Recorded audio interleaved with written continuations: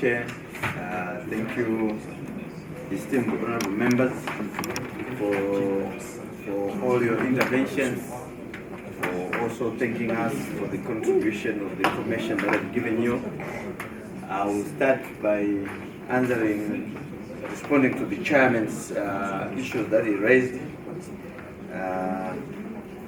But I'll also try and compress my answers because some of the issues are related.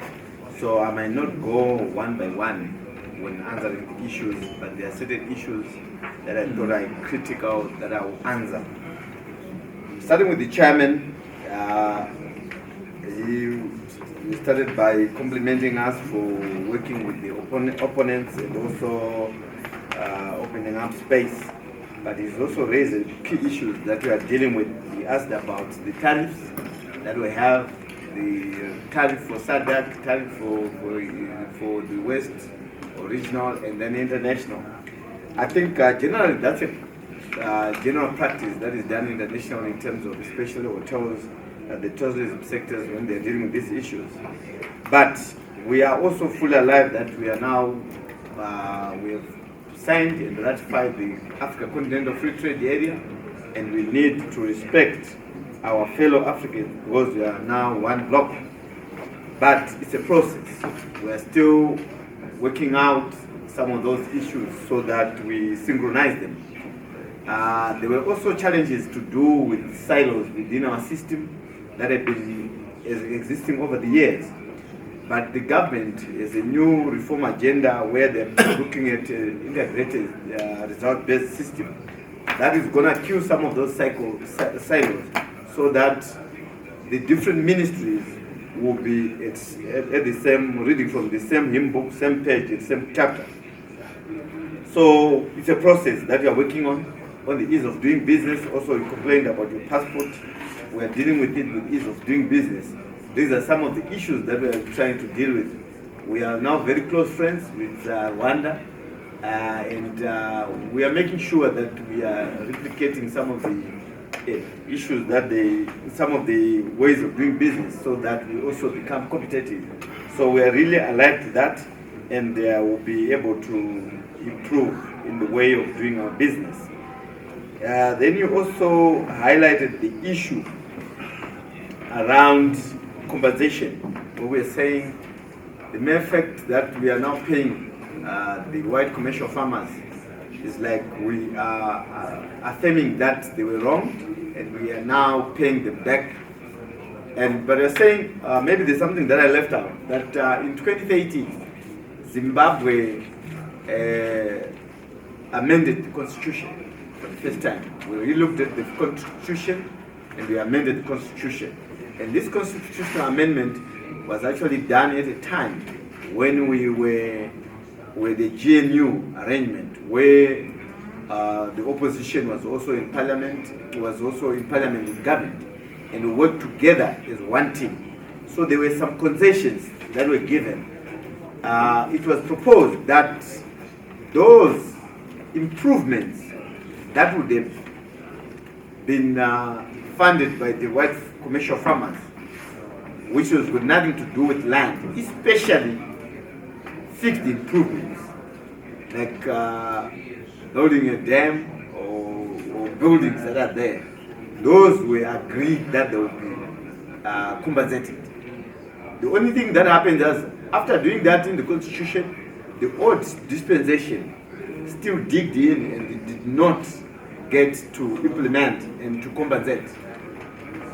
Because there were still some hardliners with a strong feeling that no, still we're not supposed to compensate because our forefathers were not compensated for the land that was taken away forcibly and were killed in the process. And from the hardliners' perspective, it was actually going to start to open a Pandora box because it was going to go back into the 18th century, and the others will also say, but even you guys, you are not even the inhabitants of these areas. Some of the people were the Khoisan who were here, and you pushed them away. So we just thought it was important to draw a line and say, after agreeing in the constitution and the amendment, improvements or buildings fixed buildings that were done would be compensated. Again, there was negotiation, and the negotiations are still going on the pay, on the values, and but we've started implementing. Like I said, we paid in 2019, 18 we paid $12 million US, and we started paying those who are advanced in age, because we felt that we wanted them to make sure that they get their money before they passed on. So it's a process that we are doing, and 2019 at 53 million was disbursed. This year 380 million was put on budget so that we start to compensate them. So it's actually a constitutional fulfillment that we are doing. Yeah, you mentioned about the free trade area, which is good. Then on the issue of working with the opposition, like I said, we have created this political dialogue for all opposition parties, but the main opposition party has not come on board. That's the worrying part.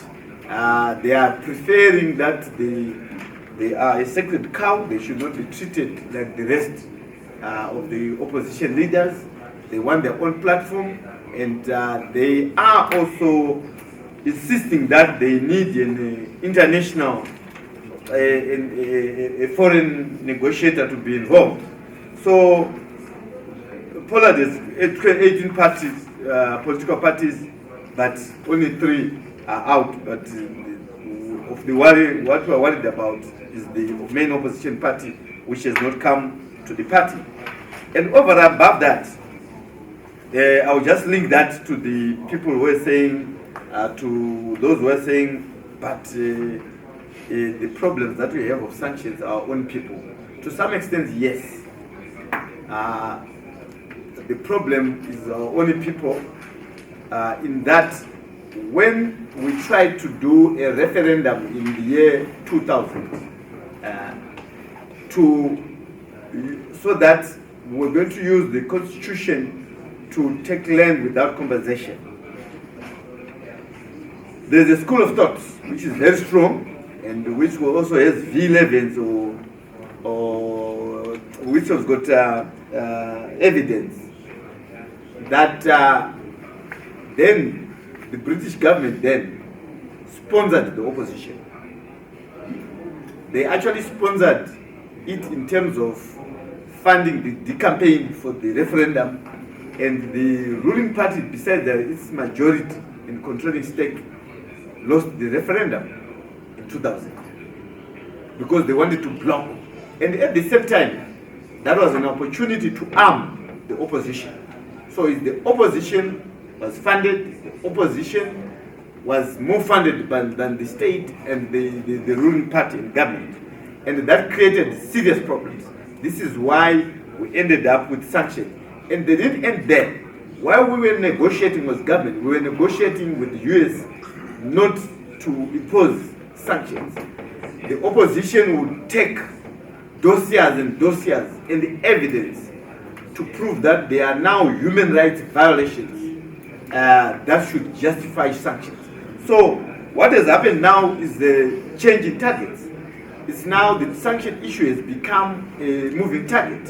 So from 2000, they have now, every single year, will have new targets, and they change goalposts. So it's now talking about human rights abuses, it's now talking about all these and other things. So coming back to the 2018 election, all observers were invited, even the Commonwealth, where we are not member state, we're a member state. The US, all the member states, we invited them. Everyone agreed that the election process, prior and during, was peaceful. But because of the way the system that works in Zimbabwe, it's so easy to tell who is winning the first day of the election, because they do the permutations from the polling centers. So that gave or armed the opposition to know that they've lost the election. So they created anarchy on the very first day. The Constitution says you are supposed to announce elections within 72 hours, which is almost 4 or 5 days. But the first day, within 24 hours, the opposition demanded that results of the presidential results be announced. That created problems, and now, when you are going through a transition, election transition, obviously the president there's some vacuum of some sort. So they took advantage, people started burning things. And the WhatsApp groups all over were talking about burning things as if the Arab type of, spring type of uprising had been created. And the police were overpowered because they don't have enough equipment. Well, they were overpowered.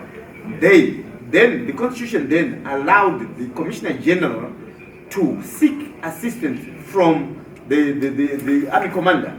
That was done without even concurrence of the president. The army got in to assist because these people were burning, and the whole thing, everyone. There were also people from the evidence that was brought that there were also people shooting who were not even police, and 6 people died or lost their lives, regrettably, and investigation was done, and still it could not prove who really killed the people. But the West has taken that now as evidence that there's perpetuation of violation of human rights.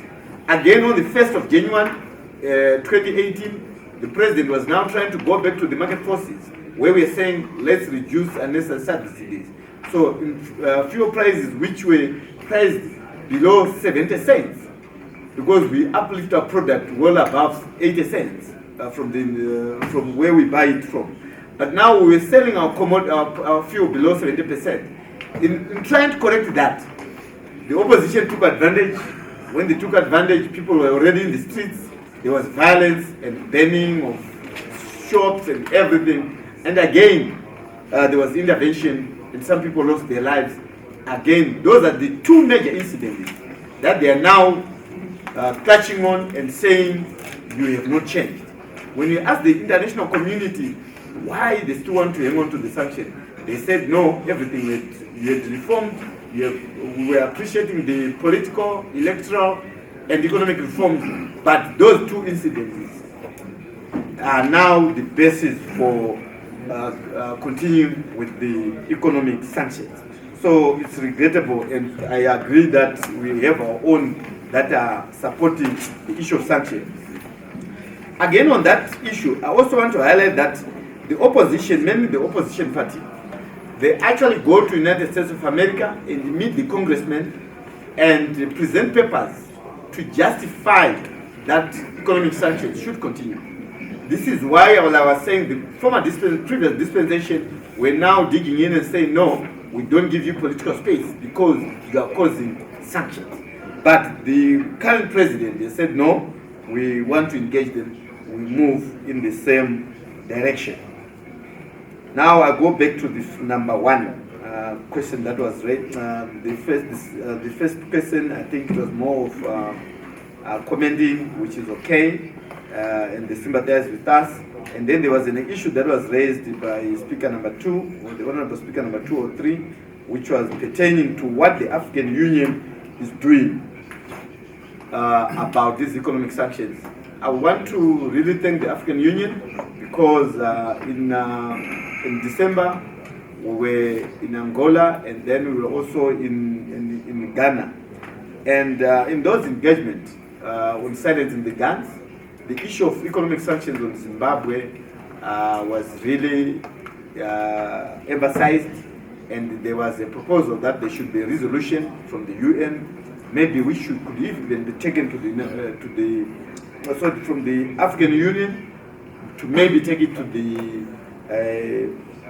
United Nations, so that there's a resolution to say let's remove sanctions on Zimbabwe. They've suffered for too long. These are more than 2 decades, and the reasons for the sanctions are no longer standing. So they're doing something. And then when the heads of states met 2 weeks ago in Addis, the issue was raised again.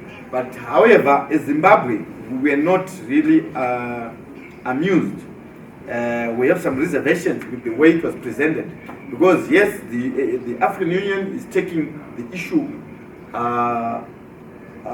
to the EU and the United States and the United Nations, but they are not looking at Zimbabwe as a nation. They have just put all the countries that are in a basket, including Cuba, But we are saying they're talking of South Sudan, Cuba, and all those countries that are in there. So it's like more of a just like a general statement for the whole AU, not like looking at each individual member state.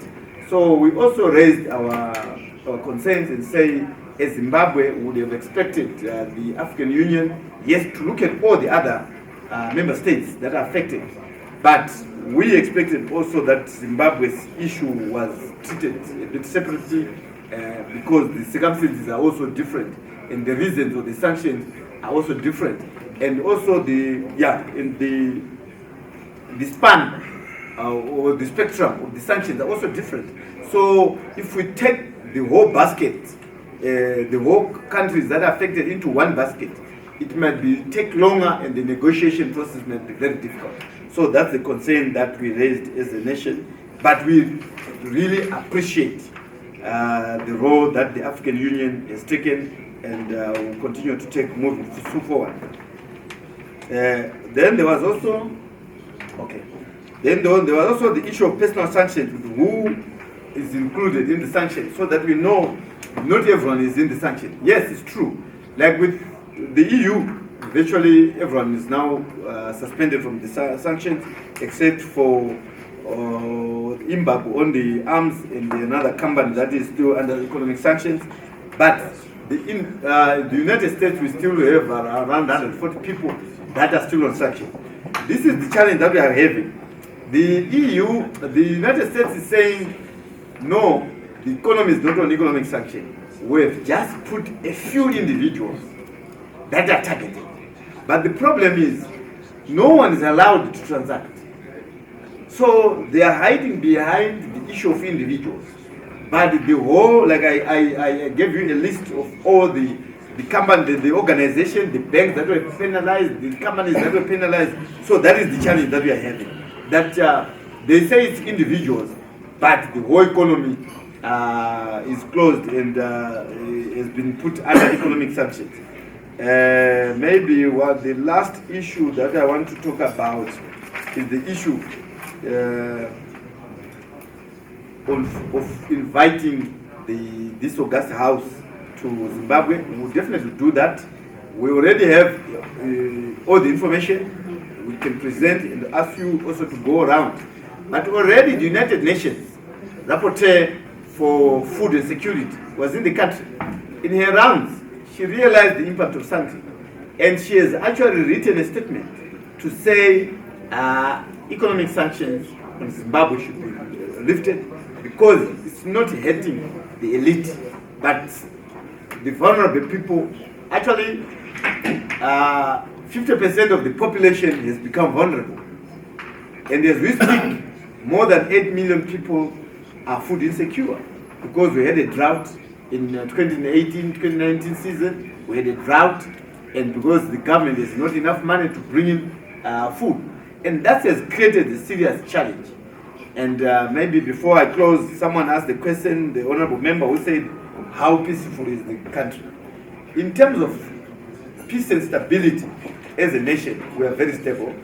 Our army is in control, our police are in control, the government is in full control. Yes, there's been an attempt to support the opposition, that someone was talking of the other foreign states intervening and working with the opposition. This is also a worrying issue in Zimbabwe. When the opposition organizes a demo, there are two major issues. The demonstrations are not like the consumers who go into the streets or the farmers going to the streets or demonstrating. It's the opposition that organizes demonstrations. And when they organize the demonstration, they ensure that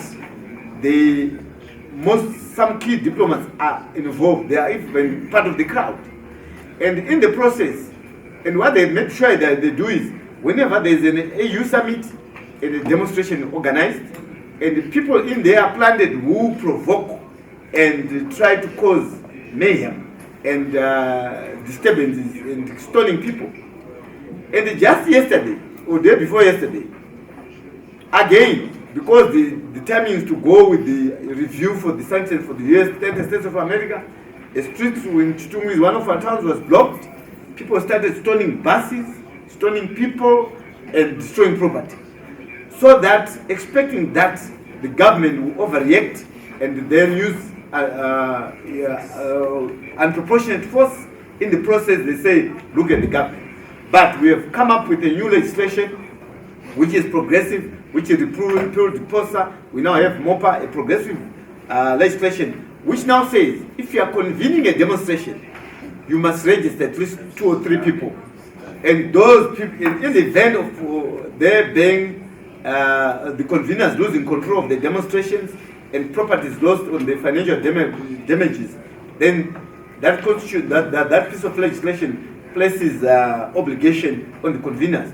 Now they've changed. They don't want demonstration to register. They are promoting sporadic demonstrations or flash demonstrations where no one asks the police or whatever. People just start to stone vehicles or block roads and stuff like that. But the good thing is our police are undergoing training to ensure that they know how to handle such demonstrations so that they don't go out of hand. Also, the other piece of legislation, on that piece of legislation, it now says only the head of state can deploy the army to assist the police in the event of them failing to control the demonstration. So far, things are under control, everything is under control. And the re-engagement process is we have engaged a multi-pronged approach where we are engaging everyone. Someone talked about, mentioned the issue of us engaging China, which can be used against that. But we have said no, we are now doing what we call commercial diplomacy, economic diplomacy, and to some extent transactional diplomacy. So we are engaging the West every day. We are engaging Africa, because we have also realized that some of the who had actually influenced part of SADC to work against the government. So again, we are also re-engaging our own. We are re-engaging SADC, the whole African continent, and the rest of the world.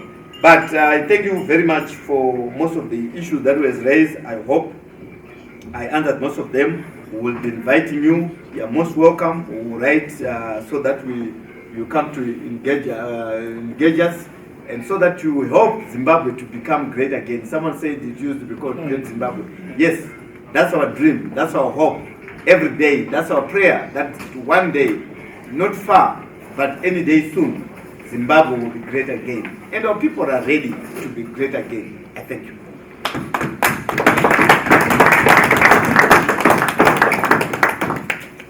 And then next one. No. Thanks very much.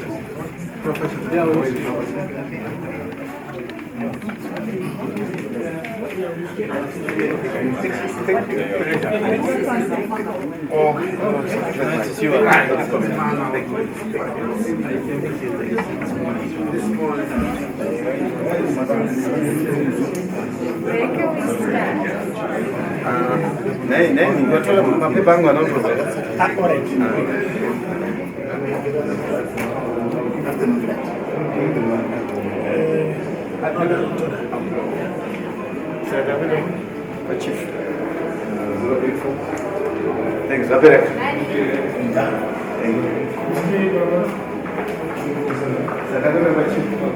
you.